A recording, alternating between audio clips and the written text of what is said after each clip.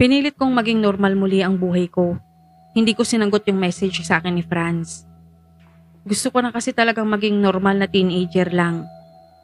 Hindi na rin ako ulit bumalik na mag-babysit kila Ate Ye matapos ang ilang linggo. Mula kasi nung i-chat ako ni Franz, na-realize ko na totoo talaga ang mga nangyari, hindi lang panaginip. Ayoko nang dumaan o makita pang muli yung lugar na yun. Natatakot akong makulong ulit doon at hindi na makalabas pa. Kaso anumang pilit kong paglimot, hindi ko magawa. Yung pakiramdam din na para bang may nagmamasid sa akin, hindi na nawala.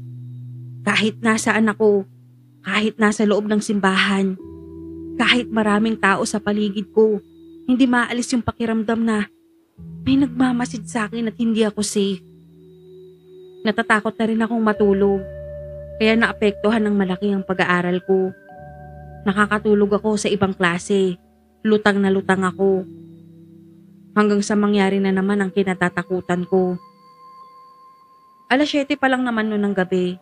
Na-late ako ng labas ng school dahil may tinapos kami ng mga kagrupo kong project. Kanya-kanya na kaming uwi. Ako naman, alam ko sa sarili ko na kasabay ko lang na naglalakad ang kaibigan ko paakyat ng LRT station.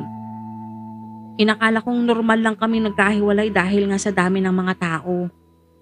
I-chat ko sana siya eh. Kaso pagtingin ko wala akong signal. Kaya naisip ko pagdating na lang ng bahay saka ko siya i-chat. Maraming tao. Siksika ng pagsakay sa bagon katulad ng dating normal na araw. Kaso po, nung makasakay na ako, bigla na lang nawala lahat ng tao. Huli na para lumabas ako dahil sumara na ang pinto at nabalot na ang labas ng mga bagon ng makapal na usok. Umandar na rin ang tren. Nagsimula akong tumakbo nung dahan-dahan nang nakakapasok ang usok sa loob. Tumakbo ko ng mabilis, habang minsan ay lumilingon. Hinahabol ako ng usok. Nagsimula ko na namang marinig yung ungol.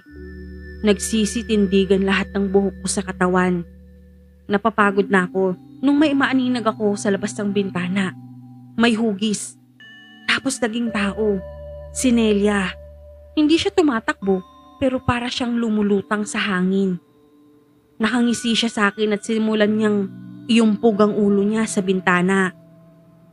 1, 2, 3. Nagkaroon na ng mumunting crack ang bintana. 4, 5, 6. Malaking butas na ang nagagawa niya. Tapos may umungol. Doon ako nabalik sa dapat kong gawin. Doon ko nalaman na tumigil pala ako sa pagtakbo at papalapit na ang usok. Patakbo sana ako uli nung may humablot sa buhok ko. Si Nelia. May hawak siyang piraso ng bintana at akmang isasaksak niya na sa akin na sobrang ikinagulat ko kaya hindi ako nakapiksi. Pero bago niya maisaksak sa akin, may narinig akong sumigaw at may steering wheel na humampas sa kanya. Si Franz. Pinersa niya si Nelia sa bintana. Nung nakatapat na to sa butas, parang may vacuum na humigop sa kanya at impit na sigaw na lang ang narinig namin mula sa kanya. Itinayo ako ni Franz pero tinulak ko siya. Yung white na polo niya kasi may itim-itim. Tapos yung steering wheel. Natakot ako nung may nakitang may nakakabit pang kamay dun. At tumutulo pa ang dugo. Pero hindi tulad ng dugo natin, kulay itim yun. Parang yung langis ng motor pag magpapalit ng langis. Tapos kinuha niya yung bahagi ng bintana na isasaksak sana sa akin ni Nelia. Hinati niya yun sa 2. Saka niya tinanong sa akin kung naaalala ko pa ba kung saan ako sinugat para makabalik kaming 2 sa realidad. Napahawak naman ako sa dibdib ko. Nakaramdam ako ng kirot doon. Tapos may sumigaw. Pagtingin ko si Kuyang Grab driver. Putol ang kamay. Katulad ni Nelia nung makita niya akong umisi siya. At tagsama na naman sila. Sabi niya. Hinawakan naman ako ni Franz sa kamay. Sabi niya sugatan ko uli ang sarili ko. Hinubad niya ang belt niya tapos tinali niya sa braso ko at braso niya. Please, Antonia. Pakiusap niya. Natatakot na siya. Lalo at papunta na sa pwesto namin si Kuyang Grab. Tumango ako. Sabi niya sabay kami. Sakto, bago kami lamunin ng usok at bago makalapit ng tuluyan si Kuyang Grab, tinarak ko yung bubog sa dibdib ko at siya naman sa braso niya.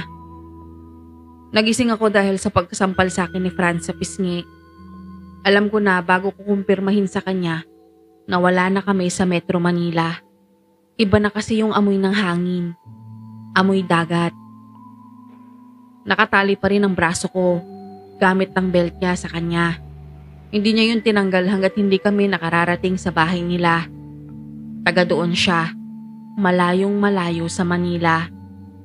Sabi niya nasa palengke na siguro ang nanay niya. Sabay abot ng tubig na ininom ko naman na kaagad. Pinaliwanag niya na hinabol din siya ng usok nung gabing yon habang pauwi siya galing sa trabaho. Lumitaw na lang mula sa kawalan si Kuyang Grab at sinasabihan siyang sundan nito. Hanggang sa may marinig siyang boses na nanggagaling sa usok. Boses ng ate at tatay niya. Sinasabihan siyang huwag sumunod kay Kuyang Grab dahil nalinlang na ito ni Apate. Kailangan niyang suungin ng usok. Sa una hindi siya naniwala hanggang sa bigla na lang matumba siya dahil sa labis na sakit sa braso niya. Nagbablak-blak ang paningin niya sa sobrang sakit. Narinig at naramdaman na lang niya si Kuyang Grab. Tapos nung mag-subside yung sakit, nasa loob na siya ng bagon at nakita niya na ako. Nung lalapitan na sana niya ako, pinigilan siya ni Kuyang Grab. Hinampas siya ng steering wheel. Sobrang lakas nito na halos panawan na siya ng ulirat nung biglang mabasag yung bintana sa side niya. Kasabay naman nun sinasakal na siya ni Kuyang Grab gamit yung steering wheel. At dahan-dahan, ngumanga nga si Kuyang Grab at may inilalabas na malalaki at mabalahibong gagamba sa bibig nito. Takot na takot si Franz sa gagamba. Pumalag siya ng pumalag hanggang sa nahawakan niya yung piraso ng basag na bintana na hindi niya rin alam bakit ganun katalas. Pero yun nga, sinaksak niya sa pisngi ni Kuyang Grab pero parang walang talab. Nakarinig pa nga siya ng baritonong tawa sa isip niya. Naisip na lang niya na isaksak yun sa kamay nito na nakadikit sa steering wheel. Hanggang sa maputol. Nung malaman ko kung nasa ang probinsya kami, nagpanik ako.